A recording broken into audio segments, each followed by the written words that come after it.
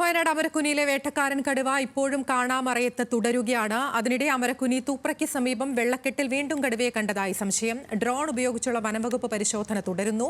കടുവയെ പിടിക്കാനായി തൂപ്രയിൽ കൂടും സ്ഥാപിക്കും. ഊട്ടിക്കവല ഭാഗത്ത് തെർമൽ ഡ്രോണിൽ സൈറ്റ് ചെയ്തിരുന്നു. പിന്നീട് കുറച്ച് പാതിരാത്രി ആയതിനു ശേഷം ഇതിൻ്റെ സഞ്ചാരപഥം ഇങ്ങോട്ടേക്ക് മാറുന്നതായിട്ടാണ് നമ്മൾ തെർമൽ ഡ്രോൺ ഉപയോഗിച്ചുള്ള പരിശോധനയിൽ മനസ്സിലായത്. 12 മണിക്ക് ശേഷമാണ് ഈ ഒരു മാങ്ങാക്കൊല്ലി ഭാഗത്ത് ഈ ഒരു ആടിനെ ആക്രമിച്ച് കൊലപ്പെടുത്തിയത്. അത് അറിഞ്ഞ ഉടനെ തന്നെ നമ്മൾ ഈ ഭാഗത്തേക്ക് ശ്രദ്ധ കേന്ദ്രീകരിക്കും.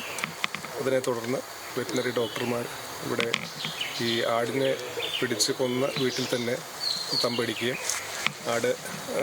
കടുവ വീണ്ടും വരാൻ സാധ്യതയുണ്ട് എന്ന് മനസ്സിലാക്കി അവിടെ വെച്ചിട്ട് ഇതിനെ മയക്കുവെടി വെക്കാനുള്ള ശ്രമങ്ങൾ നടത്തുകയും ചെയ്തു. പക്ഷേ ഫലപ്രാപ്തി കണ്ടില്ല. എന്നാലും നമ്മൾ ഇനിയും ഈ ശ്രമങ്ങൾ തുടരുന്നതാണ്.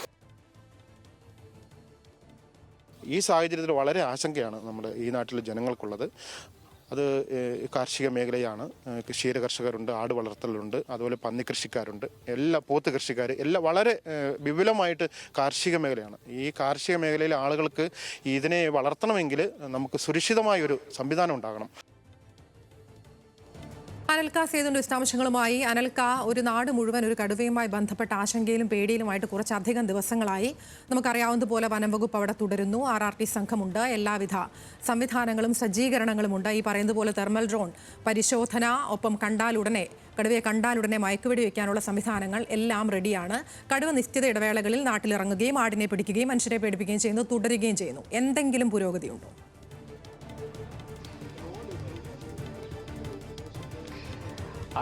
ഏതായാലും കടുവ ഒളിച്ചുകളി തുടരുകയാണ്.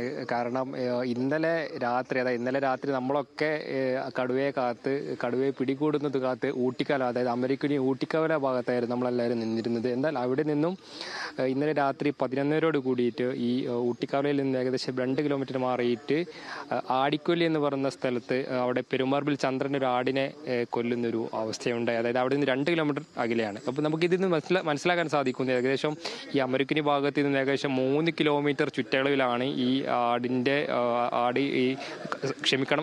കടുവ ആടിനെ കൊല്ലുന്നതും അല്ലെങ്കിൽ ജനങ്ങൾക്ക് ഇത്തരത്തിലുള്ള ആശങ്ക ഉണ്ടാക്കുന്നതും. ഏതായാലും വനം വകുപ്പ് ഇത്തരത്തിൽ പരിശോധന നടത്തുന്നുണ്ട്. കൂടാതെ ഇന്ന് രാവിലെ, അതായത് ഇന്ന് ഈ തൂപ്ര ഭാഗത്ത്, അതായത് പെരുമ്പടപ്പിൽ ചന്ദ്രന്റെ വീട്ടിൽ ഈ ആടിനെ കൊല്ലുന്നൊരു അവസ്ഥയുണ്ട്. അപ്പോൾ ആ സ്ഥലത്ത് നിൽക്കുന്ന സമയത്താണ് ഇപ്പോൾ ഞാൻ നിൽക്കുന്ന ഈ ഒരു സ്ഥലത്ത് പിന്നെ ഈ വെള്ളക്കെട്ട്, അതായത് അമരക്കുനി വെള്ളക്കെട്ട് ഭാഗത്ത്, ആടിക്കൊല്ലി വെള്ളക്കെട്ട് ഭാഗത്ത് കടുവയെ കണ്ടതായി ഒരു ക്ഷീരകർഷകൻ ഒരു സംശയം ഉന്നയിച്ചു. അതിന്റെ പശ്ചാത്തലത്തിൽ വനം വകുപ്പും മറ്റ് ദൗത്യ സംഘങ്ങളും ചേർന്നിട്ട് ഇവിടെ ഈ എനിക്ക് പിറകിൽ കാണുന്ന ഈ സ്ഥലത്ത് പരിശോധന നടത്തുന്നത് ഡ്രോൺ ഉപയോഗിച്ച് തന്നെ ഇപ്പോൾ പരിശോധന നടത്തുന്നുണ്ട്. നമുക്ക് ദൃശ്യങ്ങൾ കാണുന്ന പോലെ തന്നെ ഇതൊരു വലിയൊരു കാടാണ്. ഈ കാട്ടിലേക്കാണ് ഇപ്പോൾ കടുവ കയറിപ്പോയിട്ടുള്ളത്.